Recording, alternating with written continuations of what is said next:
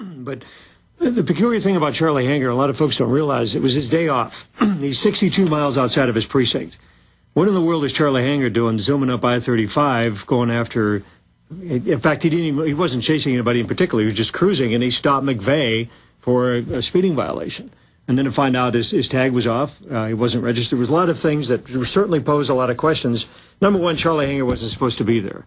So that's a huge red flag right there. No chemical residue on McVeigh at all. No explosive residue. They checked his ears and I mean, nothing. And, of course, the feds have grabbed all these surveillance tapes, and FBI agents told the L.A. Times they've seen them. It shows McVeigh with these other men. Sure. So the feds have these tapes, but they're saying they don't exist. How many tapes did they copy over? 580 tapes were actually copied and contracted for by the federal government. There were survivors that sued for 24. The FBI lied, said, well, they didn't exist. And they said, well, we lied, but here's another lie.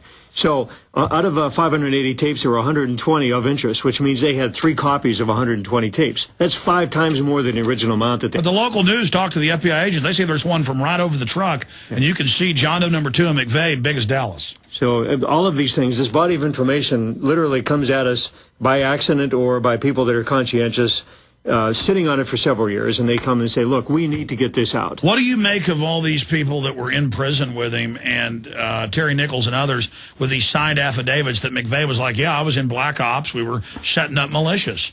I mean, that fits with the M.O. we had. Their family was surprised. McVeigh's family was surprised. They said that he worked for the government. He wrote the letter saying that, he was working for the CIA smuggling drugs in.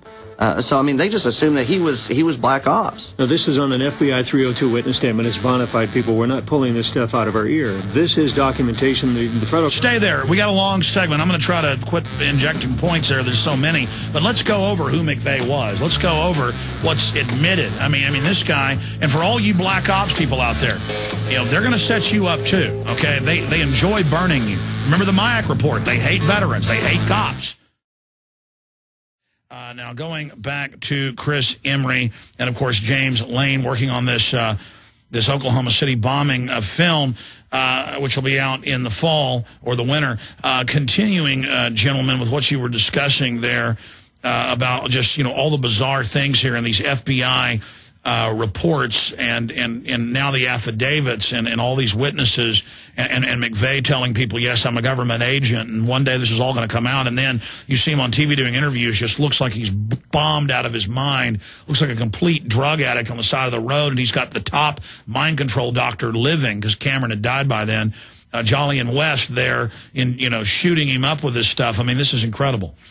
Well, if they would just show us the tapes, there's how many tapes that Jesse Trinidad tried to get? Jesse had contacted myself and a couple other survivors, member of the bombing committee, and he says, what locations should we ask for the tapes? And we gave it to him. He went to the federal government. They obfuscated, they delayed. They gave him stuff of video footage of people walking in buildings 2 blocks away. Had nothing to do with the Murrah building at all. Hallways in the building next door. I mean, yeah, it was ridiculous. Complete garbage. And so he was able to get about 28 tapes, but they were useless. I told Jesse, I says, Jesse, they have 118 in their possession that we know of that they duplicated had 3 copies of. So we know that was, as they say, of interest. Asked for every single one of those tapes. He didn't get them. They say national security. They say that... No, I saw that in the news and in papers, national security on these videos. Because it's national security that the globalists blew that building up. Right. And that's why we're calling the documentary A Noble Lie. That's from Plato's The Republic, where it's the lie that the elite tell to maintain social harmony in their position. Because, I mean, there was just, again, it was so ridiculous, they just keep perpetuating this lie and expect people to believe it. I guess, national security, it would be against social harmony. If they would just show us the tapes, it would answer all the questions. It would answer the John Doe questions, as far as who was in the truck. Well, let's go back before we get into that, because we left off of that. Who is McVeigh? I mean, this guy disappears out of the military. He's showing up at all these militias all over the country. He's telling family, I'm Black Ops infiltrating militias. He's telling others, I'm bringing narcotics in for the government. He was a sharpshooter in the U.S. Army during the first Persian Gulf War. In fact, he was so good that he was on the security detail for General Schwarzkopf, which means you really have to get your numbers, accuracy and everything. And he was commended. Ironically enough, he was giving a Medal of Commendation when he was in prison, actually in the county jail in Denver awaiting trial. That's how good he was. The Army was obligated to give him that medal. After he got out, the FBI lost track of him for, well, we know at least 4 months, as long as 6 months. And that's when he turned up with the Bill Bean story up in South Dakota, or North Dakota at, let's see here, it was the National Guard training base. Yeah, where they actually train in explosives.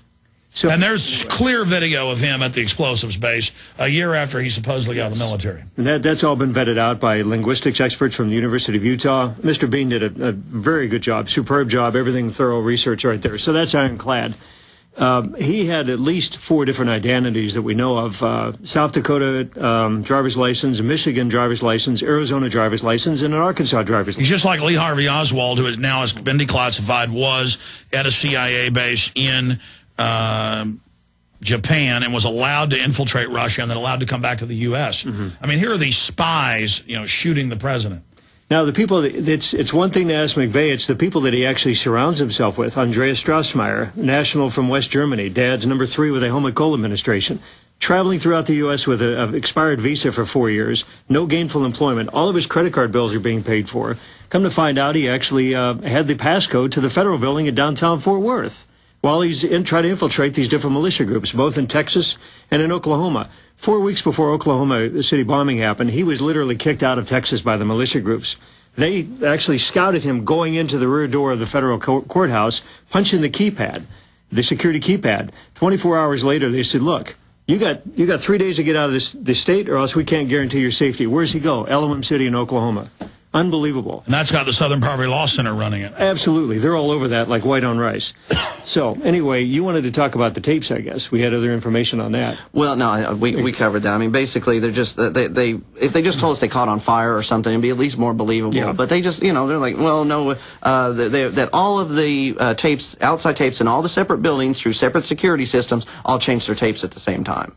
It's absurd. But we have FBI agents who told the LA Times and others, because I've had these articles, that they have seen the videos, and it shows Tim McVeigh with John Doe number 2. Secret Service memorandum, actually 2 weeks after the bombing. It's right there. And that was actually entered in the state trial for Terry Nichols in March of 2000. And Nichols has signed an affidavit saying that McVeigh was black ops. Yes. He has no reason to make this stuff up. Terry has everything to lose and nothing to gain by that claim. What about the new guy that I interviewed? I mean, he's not new. He's been around for years, but we were able to get the first interview in over a decade. Mr. Cooper, and he was saying that McVeigh basically told him the same thing, and they told him, we won't execute you if you'll just shut up. David Paul Hammer. Hammer, not Cooper. Yeah, that's all right. There's some very good information to support that. Again, David has some solid info, and Wendy has been able to corroborate a lot of that. Yeah, and Chris was actually able to go out and scout some locations that was talked about in the book that there's no way that David Paul Hammer would have knowledge of that unless someone that was there, told him about it. If I may preface this, Alex, before I decided to really jump feet first into this project, I took, in fact, Devin was with me, and we had a small film crew. We literally toured 5 miles around the crime scene, and we're trying to piece all of the stuff from the official story together. Didn't make any sense. Then we went back to what the committee had gathered in their 572-page report. The Oklahoma's Bombing Investigation Committee. OKCbombing.net, if you don't mind, we'll plug. Yeah, led by Charles Key. Unbelievable. State rep. So we went through that book over a matter of about 4 weeks, and we're looking at all of these locations, and we're literally painting a mosaic of, yes, this does make sense. Physically, these guys, the 12 perps and the additional 6, that may or may have not known that they were working for the government in various capacities, they were at these locations, and it was at least 4 different groups working together in concert to make this thing go off. It wasn't 2 lone nuts driving a Anfo truck in front of the Murrah building. And how long would it take, 30 minutes or more for them to drive from that park in Kansas to the location in Oklahoma City?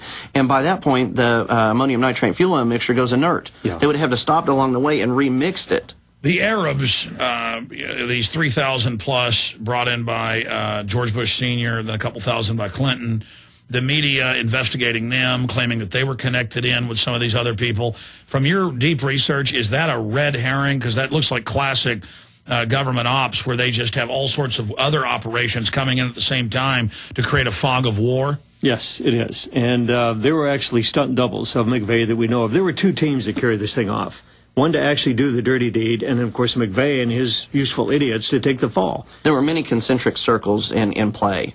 Exactly. We and of course, none of them know all of it. I mean, it's like the London the 7/7 bombing. Clearly, if you research that, they hired these guys to be part of a drill. They had the drill, and they blew them up on board the bus and the train. Some of them got away. It was even in the news at Canary Wharf. The police machine gunned them and just said, "You didn't see that." I mean, it's so easy to do this stuff. It's amazing. They run the same script, and it's so disgusting and just.